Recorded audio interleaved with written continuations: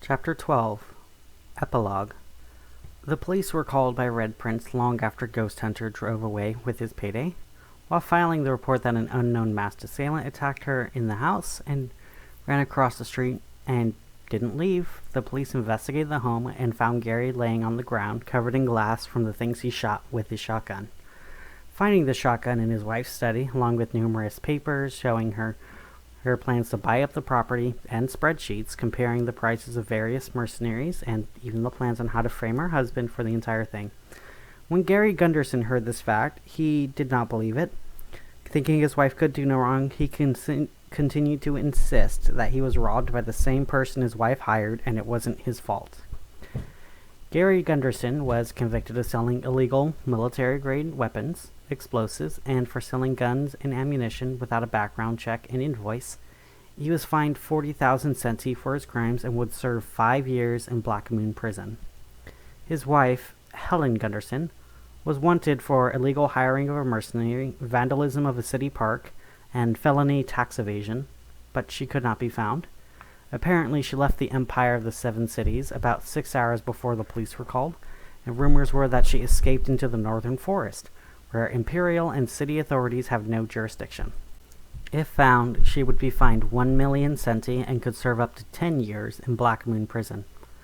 For the mercenary known only as Ghost Hunter, according to documents in the Gunderson safe and Gary Gunderson himself, if found, he will be charged with 6 months of community service for unlicensed mercenary work in River City, 6 weeks in Black Moon prison for vandalism of a city park, and a fine of 600 centi for burglary, and to have to return the value of the stolen property to Gary Gunderson. Authorities do not know where he is, but they are offering a bounty of 10,000 centi to anyone who can bring him into RCPD. For the detective known as Red Prince, she would be paid her standard fee of 5,000 centi for discovering who was responsible for the judgment of Melody Riley and Barnabas Riley. She would also be paid a bounty of 10,000 centi for the discovery of a gun store that was operating illegally within River City limits. She continues her private detective work and occasionally consults for RCPD. For the civilian known as Marceline Mark Pierce, she would use her newfound funds to go see many new music shows and to pay for rent and to buy new ink and papers.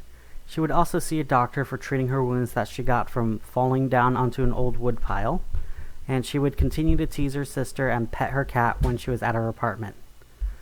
The ghosts, Melody and Barnabas Riley, were sent to judgment. After making their appeal to the Council of the Gods, they were banished to purgatory for a time to eventually earn their way back to reincarnation, maybe to do better in the next life. The ghost Tiffany Riley would inherit her now officially dead parents' property. She would have it restored to its former glory, and now she serves as its tour guide and historian, where she takes donations to give to charities for those who are lost.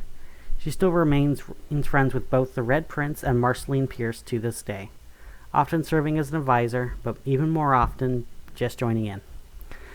The demon cat known as Tenebris Stellaris would eventually catch the fairy Falling Grace. He would proceed to lick her head for 24 minutes and 18 seconds before she escaped.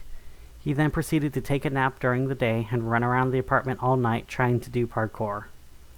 The fairy Falling Grace would escape from her captor's paws and then take a shower. After the shower, she would post pictures on Share My Day and proceed to make more money than her sister.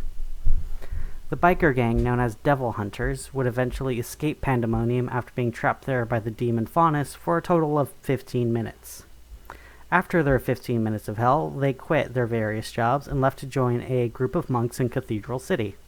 They would become known as the best tattoo artists in the monastery.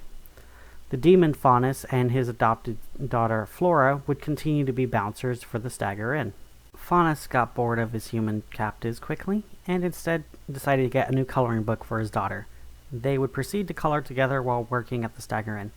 The police lieutenant, Louise Lou Tennant, would continue to be mocked for her name, and she still doesn't understand why. She would get an RCPD mug for Red Prince and leave it for her at the hospital. Red Prince, in turn, sent her a bouquet of flowers as a gift afterwards. After closing the case file for this one, she would proceed to go to other cases, wondering how many of them she would mark as unsolvable and moving on so she can go home. She still hasn't gone home to this day. The Ifrit, known as only as Shadow Snake, escaped into the woods, where he spends every night as flameless smoke, and every day he would relax as a snake in the sun. He is still happy with his choice to this day. The two witches, briefly mentioned in the bar, would continue to go on to become successful makers of both cheese and beer.